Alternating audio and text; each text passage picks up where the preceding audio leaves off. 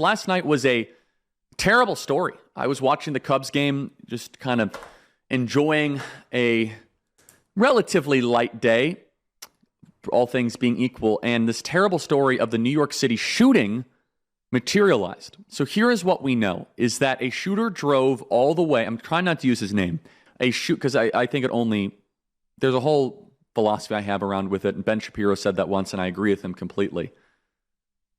And basically, don't use shooters' names, only gives them more unearned notoriety. Anyway, so he drives, don't promote evil, but we'll talk about the situation. This disgusting person drove all the way from Las Vegas to New York, wasn't from there, came out with a pretty serious weapon. I don't know the exact weaponry, so I don't want to misspeak. Goes to a building where Blackstone in the NFL basically starts spraying fire, kills a couple people, goes up to the 33rd floor, kills an executive from Blackstone. Just a terrible situation. And all of this was happening basically live on cable television as it was happening. So just to be clear, as you guys know, I hosted Fox and Friends weekend this last weekend. I was in New York, just blocks away from where this happened, walking those very same streets with my family.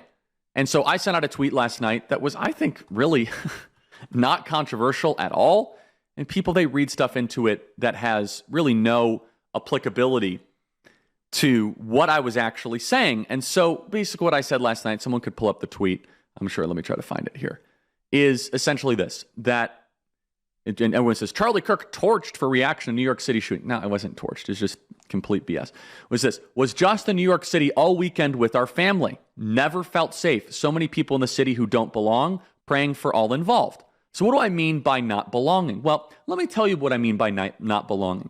When you're walking down Fifth Avenue with your wife and your 2-year-old daughter, and there are homeless people tweaking out because they have overdosed on drugs, hunched over with a scarecrow look, barking, screaming at your wife and at your daughter, they don't belong in New York City. Now, of course, that is not necessarily applicable with this story of what we saw in New York City.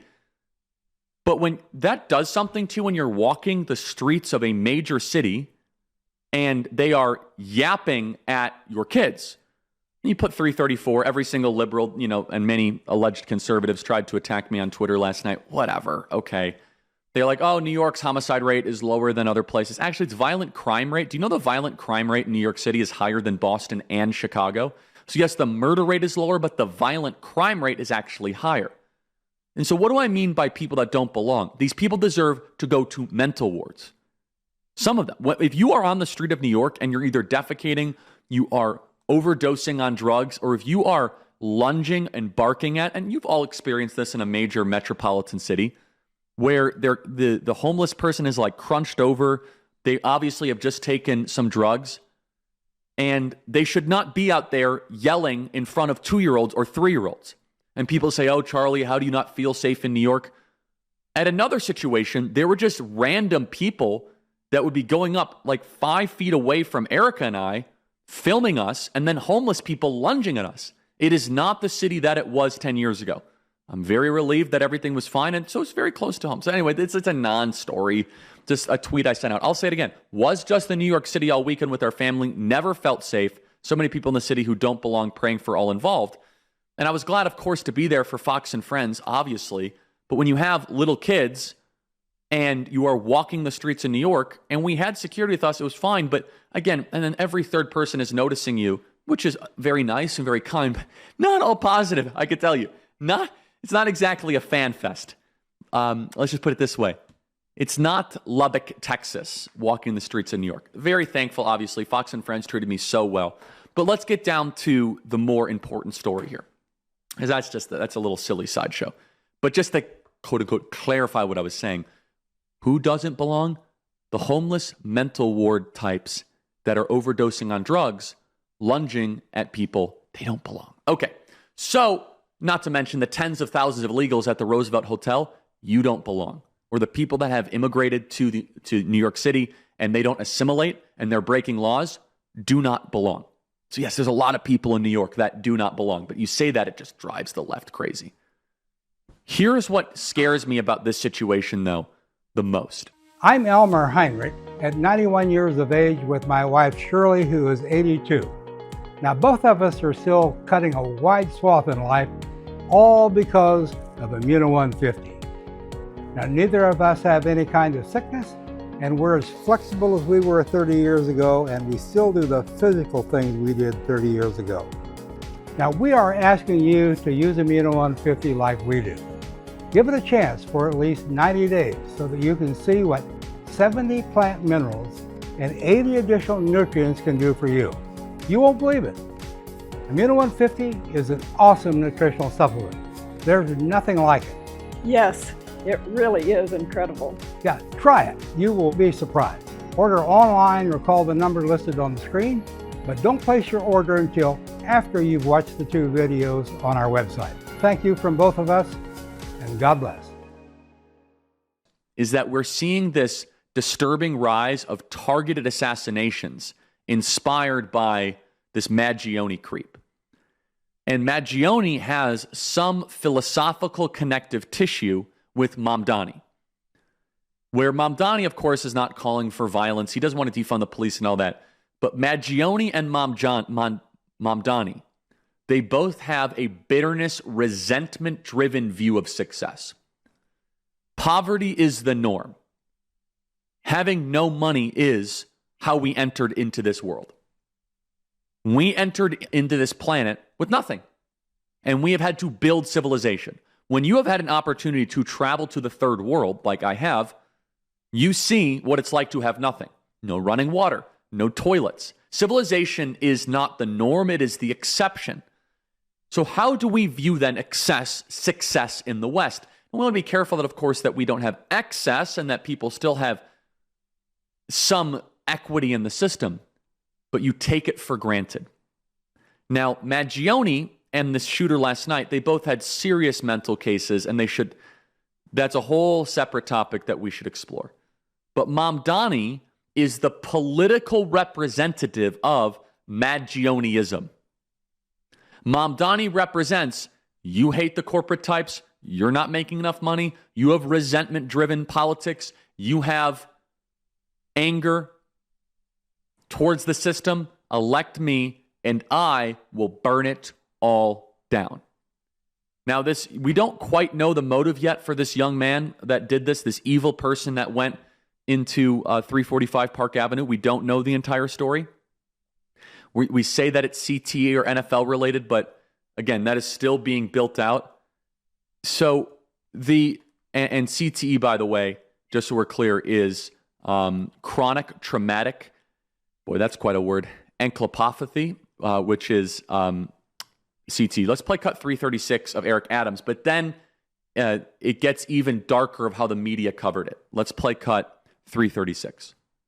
Tell us about the apparent suicide note that was in the shooter's pocket. He alluded to having CTE from playing in the NFL. He never played in the NFL, and he alluded to the CTE being the reason for his illness. It appears as though he was going after the employees at the NFL. The building 345 housed the NFL's company there as well. But we're still going through the suicide note to zero in on the exact reason. But at this time, it appears as though something that is attached to his belief he experienced CTE from playing in the NFL. So in some ways, that's a little bit of, I don't want to say a relief, but I shouldn't say relief. In some ways, that gives us some clarity. Okay, that's what this guy was. It was targeted, obviously very disturbed, very murky. The whole thing is very murky because he ended up then on the floors of Blackstone, 33 floors up, and killed a Blackstone executive, which is just terrible. Should not happen. And so we'll see if more information comes out there. However, how did the media cover it? This just goes to show they have this default setting to what? To blame white people. They have a default setting to blame white people. This goes right back to the hate crime that we saw in Cincinnati of the black mob that was going after those white people. The baseline introductory thought when you are hosting a cable television show and there is breaking news is it's okay to blame a white person, even though this guy was obviously not white.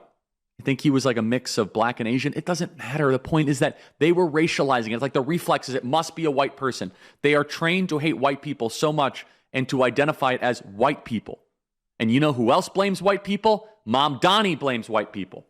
Do you see the connective tissue between Mangione, between this lunatic, and Mom Donnie? Mom Donnie is the political mascot of these one-off crimes that we have seen in New York City. I'm not saying Mom Donnie supports it, but there is philosophical congruity. There is a connective part here. And it really shows the mentality of the press. They hate white people.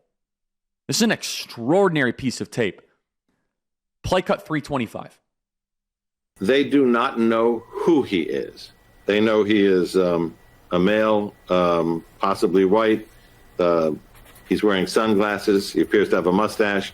And that picture has been distributed to every police officer in New York City, particularly has been sent to the phones of the search teams inside that building. Possibly white. And this is a white guy that's saying that on TV. No, he's not possibly white. He was very much not white. The progressive white people have such self-loathing. And by the way, Aaron Burnett then repeated it. Look at that on your television screen right now, for those of you streaming. Does that look like a possibly white suspect? They racialized this right out of the gate, completely unnecessarily. And we're the ones that are always talking about, we're getting accused of racializing our politics. No, we're not. We're actually trying to de-racialize our politics. We don't want to talk about race all the time. It's shallow. It's not interesting. It's rudimentary. It's not deep. The first image was 368. He does not look white in this, for the record, at all. So why is that? It's because there is a deliberate war on white people being waged by the mainstream media and our leaders. CNN saw that image and still said white.